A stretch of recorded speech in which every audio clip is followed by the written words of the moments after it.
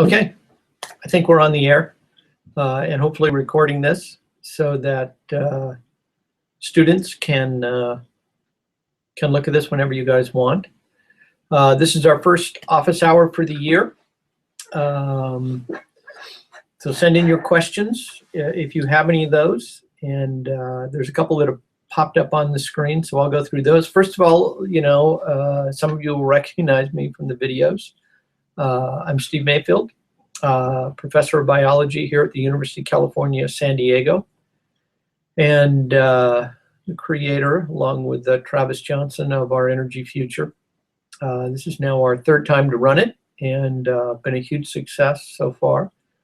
Trying to get the word out that, energy and the consequences of energy production and utilization having a profound impact on all of your lives, right? On mine, on yours, right? On everybody's, and it's going to become much more that way in the future.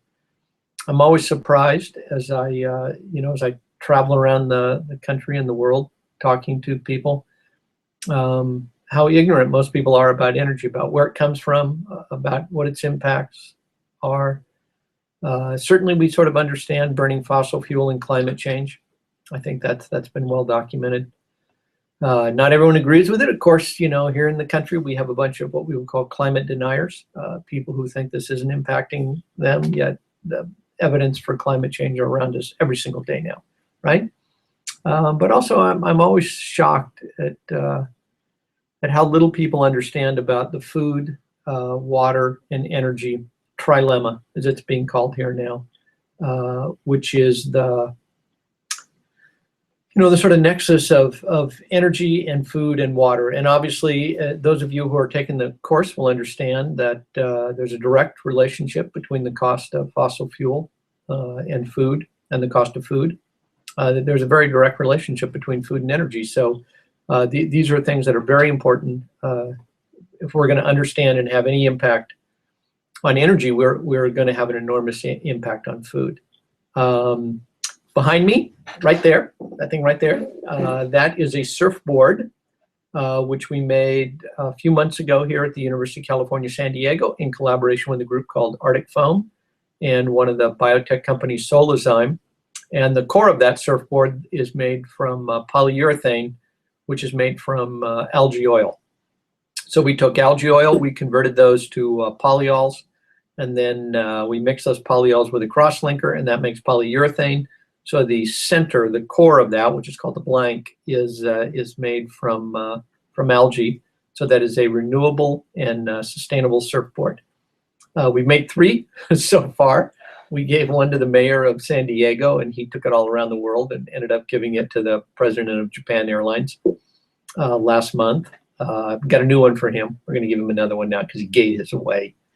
And then our plan is to make about 6 or 7 of those this summer, this month, and then 20 of them by the end of August, so that we can get them into the hands of many of the professional surfers, so that they can tell everybody that they work just as good as as surfboard made from petroleum, except they're made from renewable source, and they're also biodegradable, which is an enormous benefit because the polyurethane made from petroleum is not.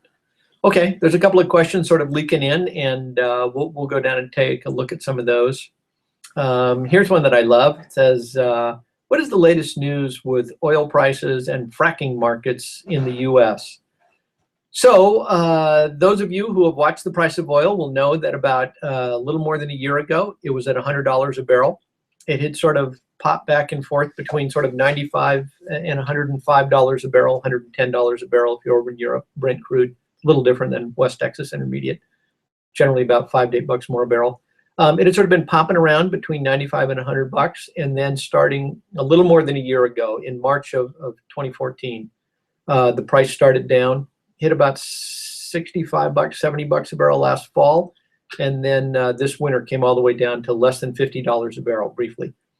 When the price drops that low, that's hard for the frackers to keep up with, meaning that no new wells were being drilled.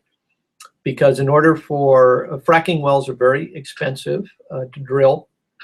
So you more or less need oil at something like 65 to 75 bucks a barrel for them to make money, for them to break even.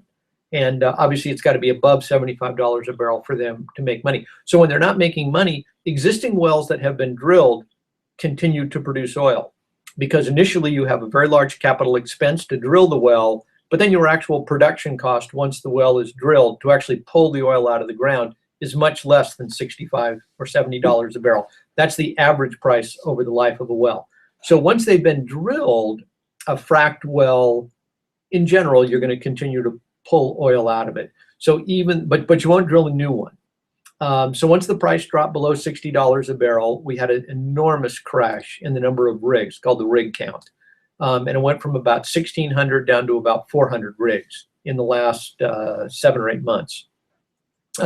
But all of the wells that were drilled were still producing. So the amount of oil coming out of the ground peaked about 2 months ago, and it started to go down a little bit. But the main thing you see is that very few new wells are being drilled. But because the old ones are still producing, that has continued to put pressure on the price of oil, especially here in the United States. And then so many other things impact it. You know, if the U.S. and Europeans sign a deal with the Iranians for their nuclear non-proliferation, that's going to open up the oil markets for Iran, and they could perhaps put out as much as 500,000 barrels a day. We burn about 93 million barrels a day, so not a huge percent increase.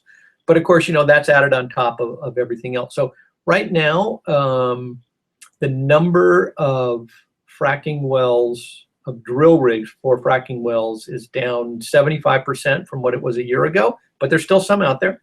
There's still 400 of them actively going.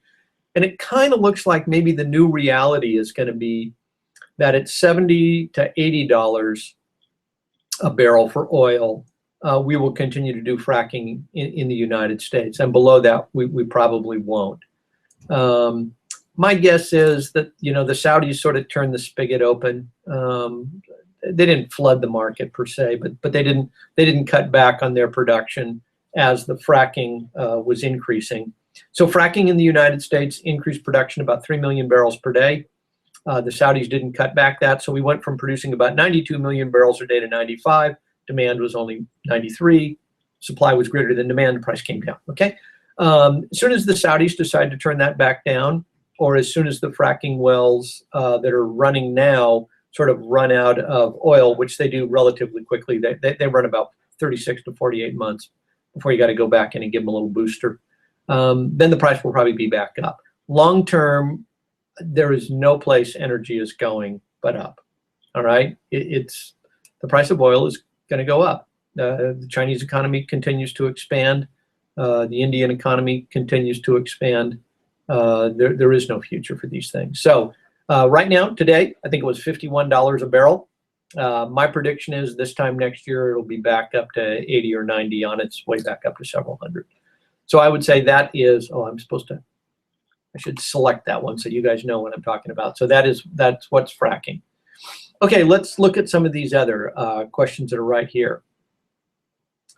Okay, here's a really good one, right? And it says, this is from Whitney, and she says, it seems like a lot of energy technologies rely on water. Oh, this is so true, okay? For cooling and for steam to turn turbines. So that's absolutely right. In the United States, the #1 use of water, actually ahead of irrigation even, is cooling for electrical power plants.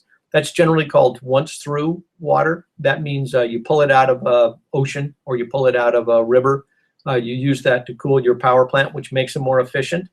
And then you put that water back into the ocean or back into a lake. So you haven't really consumed it. You've simply pulled it out and increased the temperature of it a little bit. We're no longer allowed to do that in new cooling plants. So those have to be evaporative cooling. Now, in evaporative cooling, you do lose the water. So less environmental damage, but water's absolutely essential for those things. So here's your question. Given the decreasing availability of clean, fresh water in some area, is there a need to consider the cleanliness or salinity of water. Absolutely so. So you can cool power plants with salt water. That's the way the nuclear power plants here in California and those on the coast in many places, that's the way they're cooled. San Onofre power plant, which was up here in San Diego, it shut down a year ago because they had bad plumbing. But that was cooled with water that was pulled in. Diablo Canyon, which is another nuclear power plant here up in central California, that's cooled with salt water. So anytime you have water, you can use it to cool it. But you cannot use salt water for once through cooling, because then what happens is, I'm sorry, you cannot use salt water for evaporative cooling because you increase the salinity of the water. So in that case, you do have to have fresh water. So two things really impact, the interaction of water and energy. One of them is that in California, we need water to cool our power plants that aren't near an ocean or a river. Two, a third of the electricity in California is actually used to move water around the state. And that number is big in California because most of our water comes from either the Colorado River, which is on the eastern side of Southern California, and we have to pipe that over to cities on the coast, or it comes from the Sacramento Delta. And then we have to use energy to pipe that down. This is true for irrigation, and this is true for cities. So an enormous amount of the power in California, 1/3 of it, 35% of it, is used to move water around. And that number is not as high in other places, but an enormous consequence of water and energy and how we're going to deal with both of those things in the future. Now, here in San Diego, we just built a big desalination plant. Very expensive, more than $1 billion to build that thing. Desalination consumes a huge amount of energy. The way the desalination plants work is you actually have reverse osmosis. So you use power to generate force on the water to increase the pressure, and then the pressure, you will push that through a membrane that allows water to flow through because of its size, but not salts. So the way we get away with doing that is that power plants at night, there's not much demand for the electricity between midnight and 6 a.m. And so they will sell that electricity at a pretty big discount. And so the power plants, it's called Poseidon, buys their power at night, and then at night does the desalination. So a very important subject in California. It's going to get much more so in the future. If we really think we're going to do any desalination, then energy and getting cheap energy is absolutely essential. Can we do that? Yeah. I think there's some opportunity, maybe to get solar photovoltaic involved in this, but right now it's run on fossil fuel. Okay. Anyway, we could talk about that subject for a very long time. Robert K says, what do you think is the most promising research in energy right now? So, statistically, if you want to go just by the numbers, it's energy efficiency. That's things like the smart grid. That's things like using LED light bulbs instead of incandescent light bulbs.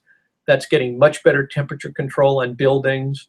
That's getting better insulation in houses and buildings. This can have an enormous effect. So just by energy efficiency alone, we could cut our fossil fuel use in the United States by 50%. This is probably true for most of the developed world, right? Why don't we do that immediately? We're doing it here at UC San Diego. We now have motion sensors in all of the offices and any of the buildings, so that if people aren't in there moving around, the lights automatically shut off because people just forget to turn them off or don't turn them off when they leave the building. So we put those things in. The other thing we can do is pre-cool buildings. And by that, what we mean is we forecast that the temperature is going to be warm in the afternoon, and rather wait till the temperature warms up and then have all of campus try to cool their buildings all in one shot and put an enormous load demand on the cooling capacity. We pre-cool the building. So if you want to keep your room at 72 degrees, maybe in the morning you'll actually cool it down to 68, so that when the hot part of the day comes, it'll warm back up for 3 or 4 degrees, get back up there to 72, but you don't have to turn it on again. So that's not energy research, but that's the biggest bang for our buck in reducing energy. Then I'd say the kind of interesting thing for me, and we've had sort of interesting discussions here on campus about this lately, and that is that there's it's funny, you can do good research and you can invent something that is very efficient and very beneficial, and then there's quite a long lag time before people will adapt to that, will start using it, right? So the kind of interesting thing is that photovoltaics, some of you will know that here in California, we had originally set a goal of having 20% renewable electricity by 2020, so 5 years from today. In fact, starting in 2012, we were supposed to go 12% then and then go up 1% a year until we got to 2020. And in fact, we already hit 20% this year. So we hit it in about 3 years.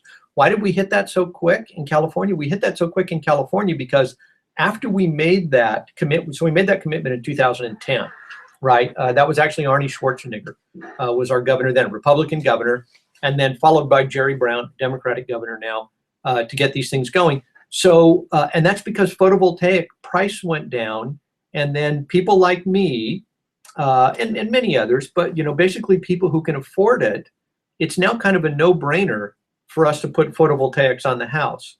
So my electricity bill was about $150 a month. It cost me about $20,000 to put photovoltaics on my house, but the sort of quick math will tell you that a bill of $150 a month, that's about $1,800 a year. I'm paying for that thing in just about 10 years. In fact, a little under 10 years now, because I get some tax breaks on it and because the price is going to go up. So because of that, in California, we've been really good about getting photovoltaics onto houses, onto buildings. We've gotten a little better at our energy efficiency. So we're above 20%. Now our new goal is, can we get to 50% renewables by 2025? So 10 years from today. So photovoltaics are not the most efficient. They're not the most efficient way to produce energy. Wind actually does much better than that. But wind energy, we don't have an ability to put that on individual houses. There are some, and you can find these little, small little, window electricity devices. But in general, those are big wind farms that we have put up in different parts of the state. So they've actually made better progress on wind. They're up to what's called an energy return on investment of almost 20 to 1. Photovoltaics are still only a couple to 1. In the renewable gasoline, the stuff that I actually work on, spend a fair amount of time trying to make, biofuels and stuff. When the price of oil is down at $50 a barrel, it is really tough for us to compete. In fact, we cannot compete. We can sort of extrapolate that we could hit numbers of maybe $85 to $90 a barrel, but probably not $50 a barrel, at least not anytime soon. So that kind of knocked a lot of the investment into renewable gasoline and renewable diesel sort of off the market. But we can do things like renewable surfboard, okay?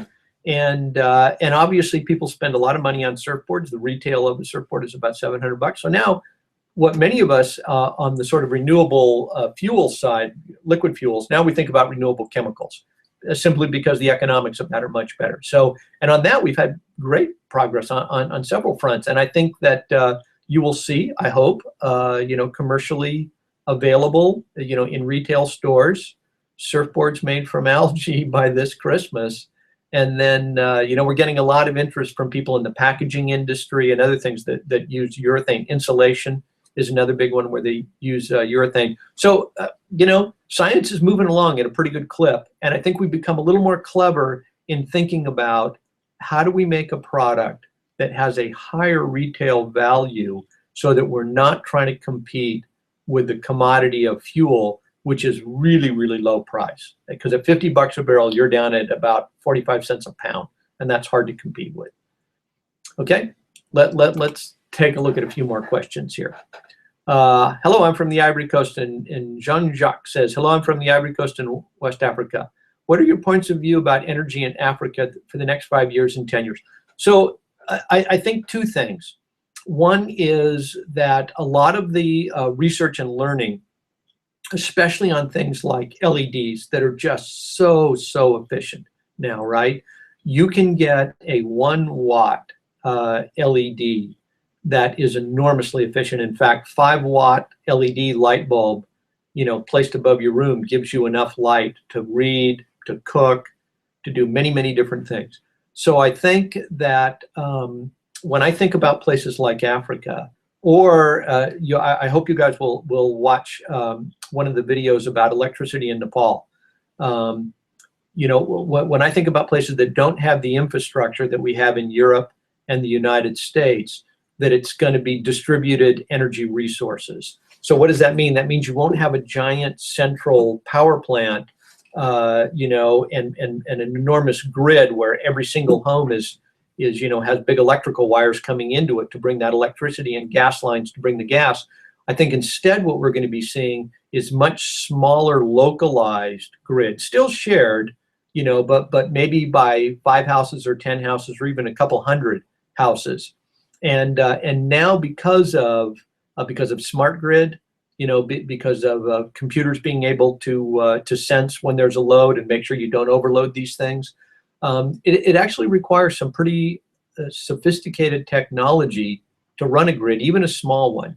And so what I'm very much encouraged by is the sort of research that's gone on in both energy efficiency and in these smaller distributed energy systems that I think are going to be very suitable for places. I mean, they would work here in the United States too, or Europe, but because we already have all our grid in place, we don't think about those things.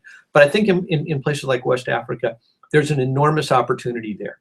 And then, of course, as I said, there's such a strong connection between energy and water and food that it's, you know, it's places like West Africa that I think there's really an opportunity to impact those with new thinking and you know, new technology. And some of it's not fancy technology even per se, but sort of new technologies that will give those economies a chance to grow and to get people with jobs there without doing it the way we did here in the States and in Europe, which is very energy intensive. All right, we have to get out of this mindset of, you know, consuming more.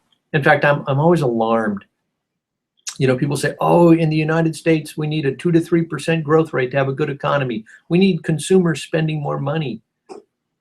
And that cannot go on forever. We cannot continue to buy goods. I mean, maybe we could spend 2 to 3% more, but let's do it by buying services, okay? By hiring people to do stuff that makes our lives better without buying a bunch of cheap plastic crap, okay? So I think, you know, developing countries, I think, are the place to be in energy, and the place to be in those is on distributed energy systems. So small little energy systems. Okay, we'll try to answer these questions quicker so we can get through a few more. What is being done to convince Washington politicians to take action on climate change? So Joseph, here's the deal on that one. Over the last few years, now a big majority in the United States now understand and see that climate change is real, that it's caused by humans, and that we are starting to suffer the consequences from it. That number is well above 60%. All right, even in places that are fairly conservative, you know, Oklahoma and Texas and places that have a big fossil fuel industry, right? Even those guys, they're well above 60%. The reason politicians will not take action on climate change is because in the United States, there are going to be economic consequences of taking those actions. There's just no way around that, right? You have to impact the fossil fuel industry if you are going to cut down the carbon you put in. The fossil fuel industry in the United States makes a huge amount of money, and politics in America, only one thing talks: money. That's it, right? And they will give money to politicians who will shuffle their feet and claim that, well, climate change is real. We don't know if man is causing it. We don't,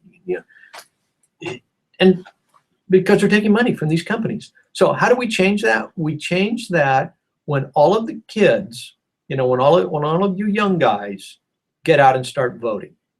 That's what I tell the guys in my class. That's what I tell the students in my class. You want to change the world, vote. Okay? If you don't vote, we are never going to take action on climate change because old rich people don't want to change their ways. I have many friends that are my age that are smart guys that tell me climate change can't possibly be real. And I think to myself, these people aren't stupid. How could they possibly believe that? You know what happens? You get old and you don't want to change your ways, right? And, it's too expensive. So they come up with all these flimsy excuses. So how do you get politicians to change their mind? Don't vote for the ones who don't want to do anything about climate change, okay? And all of you can go do that. Even if you don't live in America, you live someplace where you can vote, all right? Okay, is vacuum energy something we can tangibly look into for human energy consumption? And if so, how would you go about extracting and distributing it?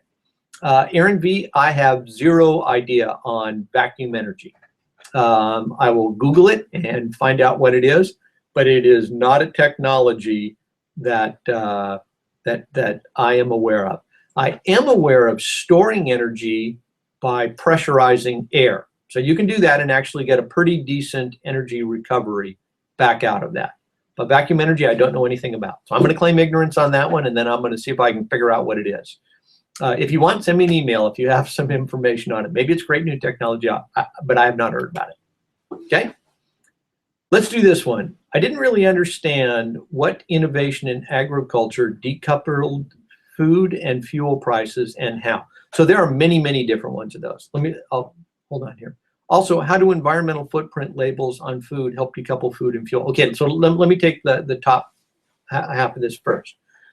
Anytime you have an innovation in which you get higher productivity and less energy inputs in, you have started to decouple food and fuel prices. So what do I mean by that? Right now, how do you couple them together? You couple them together when you get rid of hand labor, so you get rid of farmers, and you replace those with tractors or other machinery that requires energy. Now you're directly tying the price of fuel, energy, to the price of food.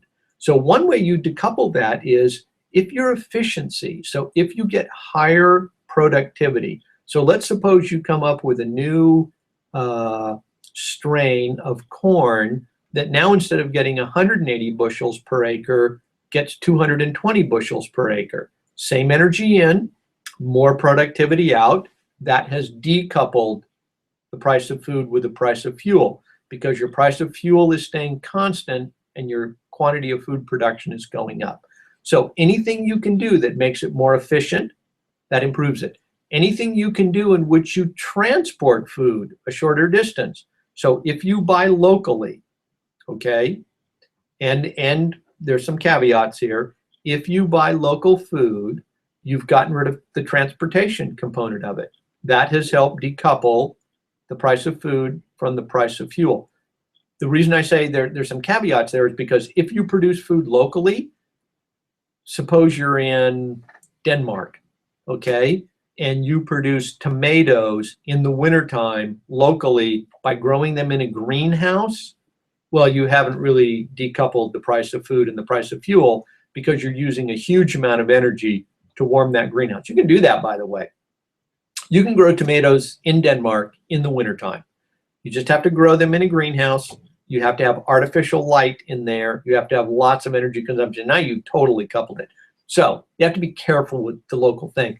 But if it's, if you're growing eggs under the same conditions, if you're growing chickens that are producing eggs and you're growing them under the same conditions here in San Diego County versus Iowa, and when you transport those here, if you can take the transportation out of it, you've improved it. Okay, then the second part of this question is how do environmental footprint labels on food help decouple food and fuel? That's because if that label was on food, then when you or I went into the store, we could make a choice to buy the food that was less energy intensive, that had a lower carbon footprint. So in the wintertime here in the United States, we get fresh fruit, but that fresh fruit comes from South America. It comes from Chile, or it comes from Brazil or Argentina, because down there in our wintertime, it's their summer. So they're producing that food and shipping it up here.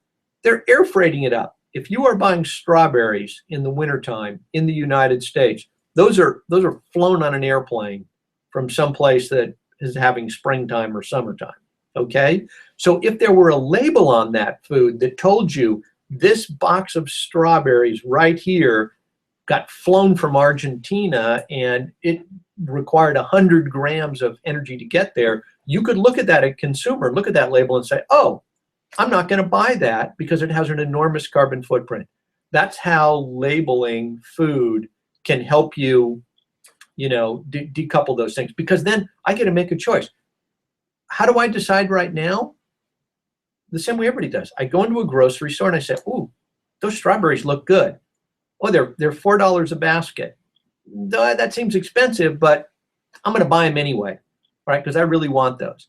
But maybe if I knew not only was it $4 a basket, but it was 100 grams of CO2, maybe I'd think twice and start to make the right decision. By the way, we should have these same labels on every product out there. If we had those on clothing, nobody would buy those cheap t-shirts, right? Like, oh, I'm on vacation in Mexico. Here's a cheap t-shirt. That t-shirt may only be $10, but it took 50 gallons of water and 2 pounds of carbon to make that. Oh, well, I don't need that t-shirt that much. So the more educated we can be as a society about these things, then we can start to make the right consumer decisions. Okay, here's one. What are the practical limitations in terms of economics to make algae biofuels cheaper than fossil fuel? Energy inputs in. That's a really simple one, right? And those energy inputs in come in two forms. And that is, how much energy does it take to build the facility, to build the pond and put all that infrastructure in? So there's an energy and a cost component of that, but there's an energy component of that. And then the second one is, once I get that pond built, then I have to mix the culture and I have to put in fertilizers, nitrogen and phosphate mainly. So it's those two things. If we could decrease the cost of the energy in mixing and the cost of the energy in building that pond, then I think we could compete with fossil fuels. At $50 a barrel, that's going to be tough to do. But I know we could compete at $100 a barrel. And I think we're going to be back at $100 a barrel pretty soon. So those are the most important things. But I will tell you this. So that is Anurag. Anurag, I will tell you this, that what many of the algae companies are doing right now is they're switching to high value products. So rather than attempt to make diesel, what they're saying is, you know what? If I make animal feed, which is much more expensive than fuel, or if I make a high value product, maybe even human food, out of my algae, then I can economically compete. And if I can economically compete and grow my algae business, the bigger my algae business gets and the more I learn about it, so the more learnings I get, the cheaper I'm going to get, because I'm going to be more efficient and I'm going to get better at growing it. It's a crop. And then two, the bigger I get, I will hit what's called economies of scale. And then at some point, I will produce animal food cheap enough that I can now convert that over and start to, instead of making that into animal food, I can make it into biodiesel or biogasoline. So that's the path that many of us are going. And I think it's one that you will see many products coming out of the algae industry very soon, but they won't be fuel, they won't be gasoline and diesel right away. First, there'll be high value human nutraceuticals, animal nutritional supplements, then there'll be animal feed, and then eventually there'll be fuel. Okay. Let's go to another one from Hendrik B. He says, I have read about the process of using hemp to make biodiesel from the seeds and ethanol, methanol from the stalks. Do you know the yield per acre compared to that of other plants, especially since hemp can make two types of fuel? I don't know off the top of my head what those are. I know that the oil component of that is really low.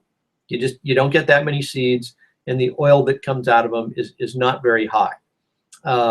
That doesn't, but you're not using it for anything else, right? I mean, maybe you're going to plant some of those seeds to grow more hemp. I don't know. But it's not a food oil, and that makes it absolutely viable as a fuel source. The main thing that hemp produces, you know, as you will know, is fiber, is very strong fiber. And there are lots of nice products that you can make out of hemp. It grows like a weed, you know, all over the United States. In fact, up to World War II, we used to grow it a lot. We made rope out of it. But then, you know, silly marijuana laws came in and we dumped that out. But now those are all coming back. States are throwing those out and making pot legal. So pretty soon we will be able to grow it here in the United States again. But I think its main function, seems to me, its main function is probably going to be in the high quality fiber that comes out of it. And then you have a really nice renewable fiber. And you can use that fiber for rope. You can use it to make, you know, fabric out of it. There's lots of good things that we'll make out of that. High biomass yield per acre. I do know that it gets that. Okay, what are the advantages and disadvantages of hydroelectric plants? Well, the advantages are really simple. Those are carbon free, right? There is no CO2 that comes out of a hydroelectric plant. That is as great a renewable energy as you can get, all right? What are the disadvantages? And this is a significant one. The way you get hydroelectric is you put a dam on a river and build up a reservoir of water behind it, and that water has energy in it, and then you let the water flow out of the dam. That means you have changed the environment. Here in the United States, we put lots of these things in back in the 30s and 40s during the Depression. We built Hoover and many other big dams. That completely changed the ecology of those rivers. You know, some of those not for the better. I mean, you know, like anything, and I tell this to the students in my class all the time, there is nothing we humans do that we don't leave a footprint. So then the question becomes, how big of a footprint do you leave? So now the question becomes, I've changed the ecology of that river. That's a disadvantage, right? Especially if you're an animal living in that river or you're a fish swimming up it, you know, and you change the ecology, that can have a dramatic impact on your life. Balance that against the fact that I'm not putting out CO2. How do you do that? That's something called the life cycle assessment. So by and large, when we do those things, I think that hydroelectric is a good, clean energy source. And I just hope that we're very careful about where we put these things in. I know that in South America, especially in Chile, down in Patagonia, and in Brazil, in the Amazon, they have an enormous hydroelectric potential, meaning that they have lots of rivers that flow. But when they dam those things, it's going to impact the environment. So hopefully we have careful, thoughtful people who are looking into this and do as much as they can to reduce the environmental impacts of those. And there are many, many ways you can do that, okay? For example, you could dam a river. It helps you avoid floods downstream.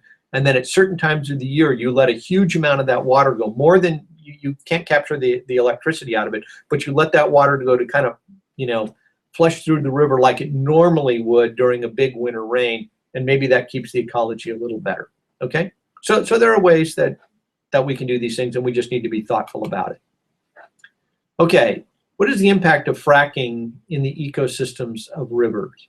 You know, the biggest impact of fracking, it's sometimes when you have a minute, the U.S. Geological Survey, if you type into Google and just do USGS earthquake map, you can get a map of the world that shows every earthquake in just about real time. It's sort of color coded. You know, the earthquake that happened in the last hour is red, and then in the last day is orange, and then in the last week is yellow, and then after about a week they go up the map, okay? So you can sort of globally look and see where all the earthquakes are. If you do that today, I can assure you there will be two places where there will be small earthquakes. California, we're on a fault. You know, there's going to be earthquakes in California. We've always had those. And the other place is Oklahoma. In fact, Oklahoma now passes California for having the most magnitude 2 and 3 earthquakes of any state. There are no faults in Oklahoma. Why are there earthquakes in Oklahoma? Because they're fracking the hell out of that state and then re-injecting the fracking water back underground. And when you do that, when you pressurize the ground like that, that causes earthquakes. Some of the fossil fuel industry tried to claim that there's no evidence that fracking is causing the earthquakes in Oklahoma. Yeah, they've never had them in geological history, and all of a sudden they showed up in the last 15 years since they've been fracking. But look, it's unambiguous, okay? That's causing earthquakes. They're all small ones so far. They've only had up to about a magnitude 5, 5.5, I think, something like that. But if they have a big one, if they have one 6.5 or 7 that does real damage, then I think there's going to be some consequences from that. So fracking could have an impact on river if the fracking water leaked back into the river, but a much bigger impact it has is on the underground aquifers, whether you're contaminating with some of the chemicals you put in, or on geologic stability, meaning earthquakes. Okay, can you recommend any books in this topic about the energy future? I'm really interested in the topics. Well, it turned out we just finished one. It's a compliment to the MOOC, to this class. We're editing it sort of right now. It should be available soon. And I'll tell you what, if you want, send an email, and Robert, send us an email, and we will send you a preprint, and you can actually help edit it for us while we get it done. Okay, last couple of questions, and then we're going to call it a day. I want to work for a company that will help reverse our dependency on fossil fuel. Which companies are you personally excited about, or you do see making a big impact here? And he says, Tesla gets a lot of media attention, but who else is making inroads? So here's the great thing about Tesla, all right? And I'm not advocating that you go to work for these guys. But the really great thing, the really great thing about Tesla is what it showed is it's not revolutionary technology. Electric cars had been out for several years. They made some improvements on the battery and the range. But as one friend of mine likes to say, he said, yeah, Tesla made electric cars sexy, right? They took a car and they made it look nice, and they did a beautiful interior on it. I have two friends who have. They're too expensive for me. I have an electric car, but it's a Ford, right? It's a little Ford. But what I love about those guys is they made it fun, right? And that's going to have a huge impact because people now, conservative friends of mine buy them because they're a great car. So I love those guys, right? I think the big revolution that's coming is going to be in renewable chemistry. So we made that surfboard. I just told you about that. That was done with guys here in San Diego called Arctic Foam. I had a very nice call with Patagonia this week to see if they could invest and kind of help pull the technology along a little quicker so they could get them into their outlets. So I think anybody who comes up with a really nice, sustainable, and renewable product, and I think green chemistry has a really big chance to impact here. So this will be renewable tennis shoes, renewable surfboards, renewable boats, sporting goods, and sort of fashion. We pay a little more for those, okay?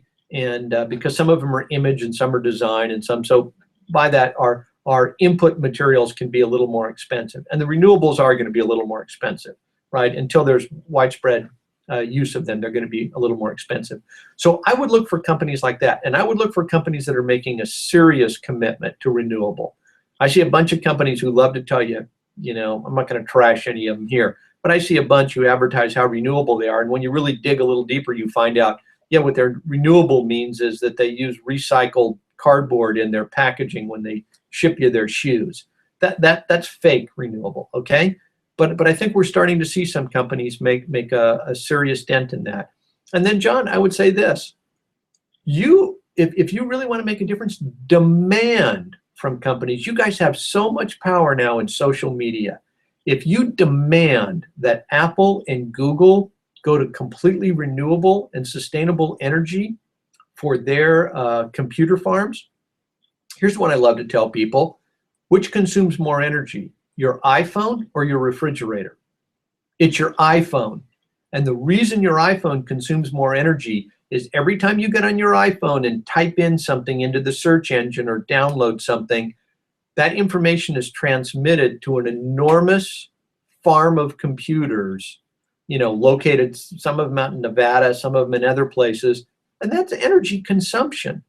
So that little iPhone, even though you plugging it in doesn't take that much energy, every search, every download, every text you send, those things are sucking up energy.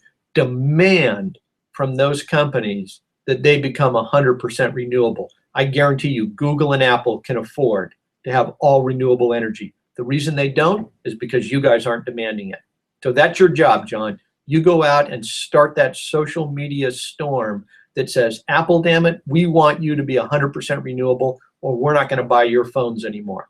And then they'll do it. Okay, let's see. So that is all the questions. Well, here's one. I'll stop with this one only because I have no idea what it is. It says, how do organic solar cells work? Well, the way solar cells work, which are inorganic, right, is they take photons and convert them to electrons. And you can do that with organic, instead of silicone-based, you can do that with carbon-based things. But, of course, they degrade. So you can't commercially buy any organic solar cells right now. But other than that, they work exactly the same. It's just that instead of having a silica backbone, they have a carbon backbone, but they still have to have a divalent metal in them someplace, because that's actually what takes a photon and converts it to electron. And you can bind those with carbon the same way you can. But then I would say, a little tongue-in-cheek is, hey, the best organic solar cells are called plants, and they work really well, and that process is called photosynthesis.